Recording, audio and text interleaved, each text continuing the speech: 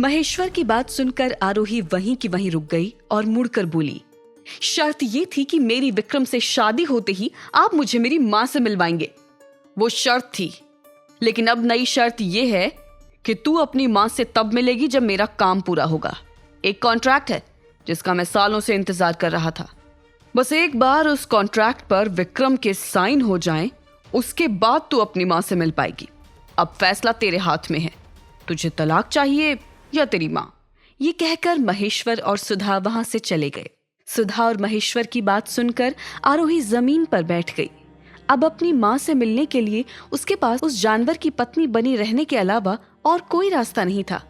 कुछ देर तक आरोही ऐसे ही बैठी रही और फिर उठकर अपने कमरे की तरफ चली गई।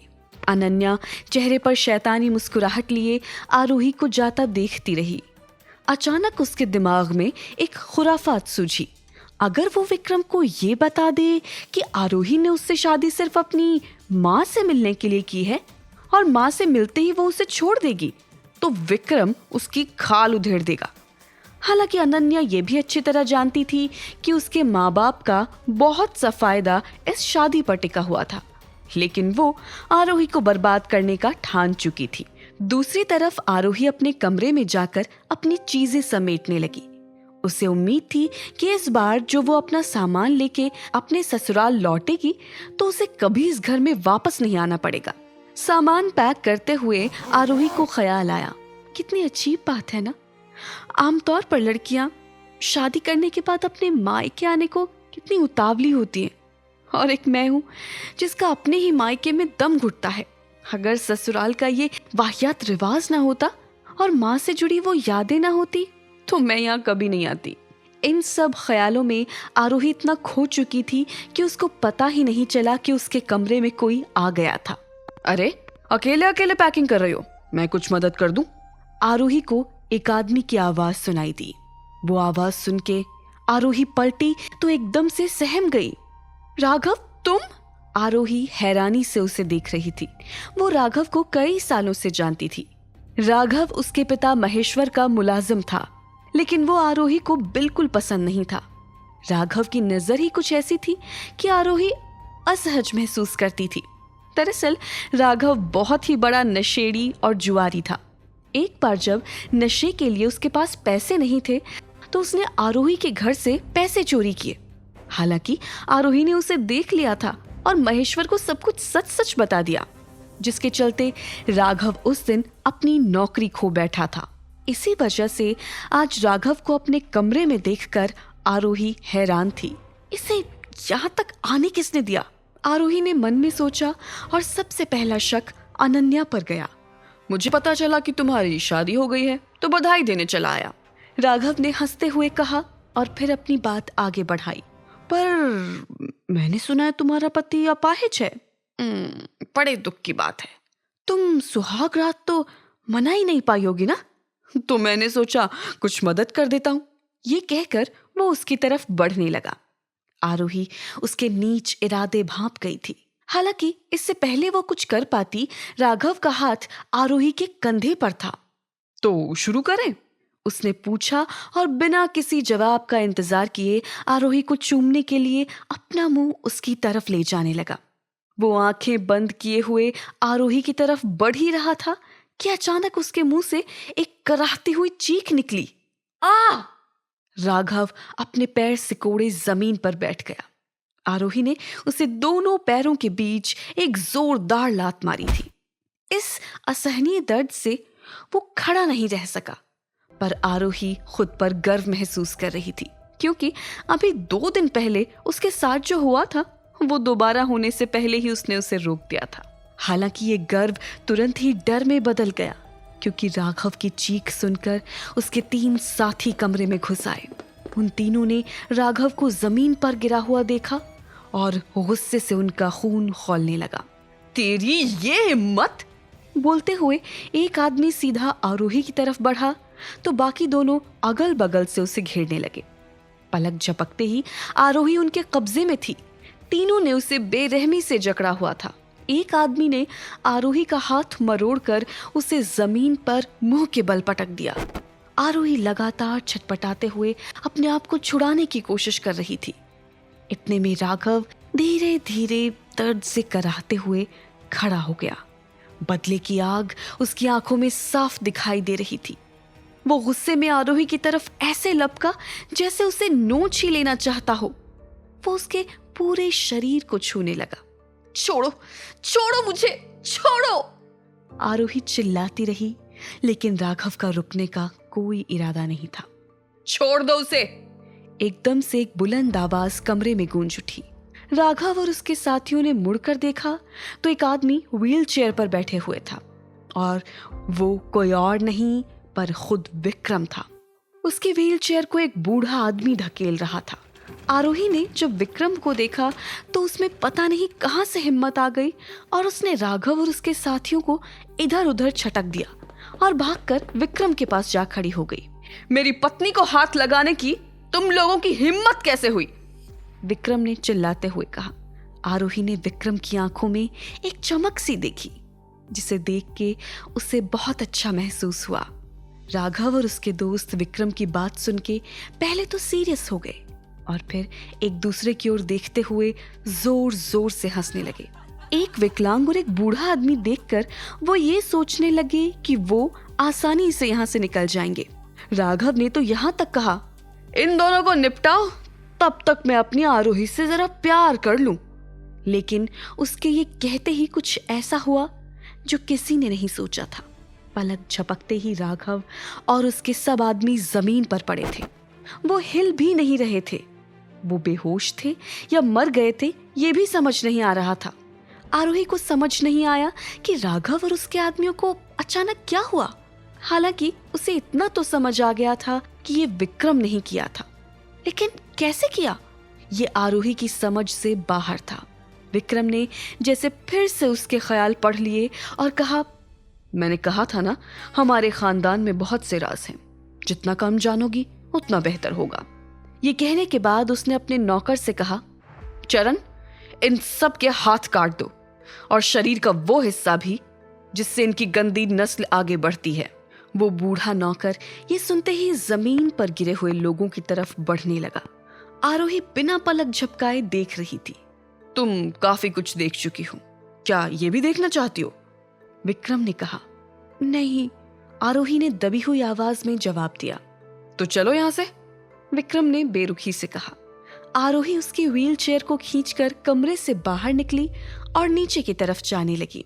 विक्रम ने उसके लिए जो कुछ किया उस बारे में सोचकर आरोही के कदम एकदम से रुक गए और उसने झुक के विक्रम को गले लगा लिया, क्योंकि आज तक उसके लिए कभी किसी ने ऐसा कुछ नहीं किया था। आरोही के मन में विक्रम के लिए इज्जत बढ़ चुकी थी। थैंक यू, अगर आज आप नहीं आते तो पता नहीं क्या होता, उसने रुआंसा होकर कहा। तुम हमारे खानदान की बहू हो, मैंने जो कुछ किया है अपने खानदान की इज्जत के लिए किया है, विक्रम ने बड़ी बेरुखी से जवाब दिया और आरोही को आगे बढ़ने के लिए कहा। आरोही तुरंत पीछे हट गई और व्हील चेयर को फिर से धकेलने लगी, लेकिन वो ये मानने को तैयार नहीं थी कि विक्रम ने ये जो कुछ किया सिर्फ और सिर्फ खानदान की इज्जत बचाने के लिए किया था। इससे पहले कि आरोही कुछ बोलती, सुधा आंखों में मगरमच्छ के आंसू लिए आई और हमेशा की तरह नाटक करने लगी। क्या हुआ मेरी बच्ची को? मैंने अभी सुना कि कोई लड़के तुम्हारे कमरे में आए थे और तुमसे जबरदस्ती करने लगे। भगवान का शुक्र है कि दामाद जी वक्त पर आ गए, वरना वो नालायक लड़के मेरी बच्ची के साथ न जाने क्या करते। आरोही इस नाटक से खूब वाकिफ थी। 14 सालों से उसने ये नाटक रोज इस घर में देखा था। इससे पहले कि सुधा आगे कुछ कह पाती, आरोही ने उसे चुप कराते हुए कहा, बंद करो ये नाटक।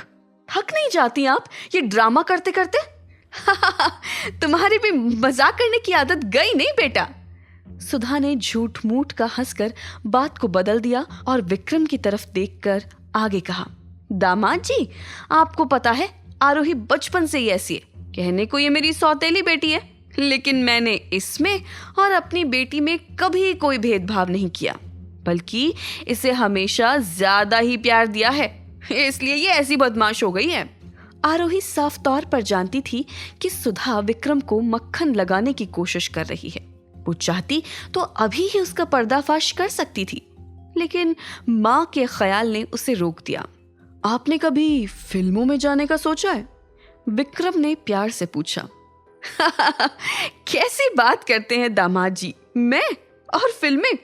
सुधा ने झेपते हुए कहा। आपको सोचना चाहिए, क्योंकि एक्टिंग तो आप बहुत बढ़िया करती हैं। यहाँ बेकार ही आपका टैलेंट वेस्ट हो रहा है। विक्रम ने सुधा की ओर घूरते हुए गुस्से में कहा। यह सब सुनकर सुधा के मुंह से सारे रंग उतर गए।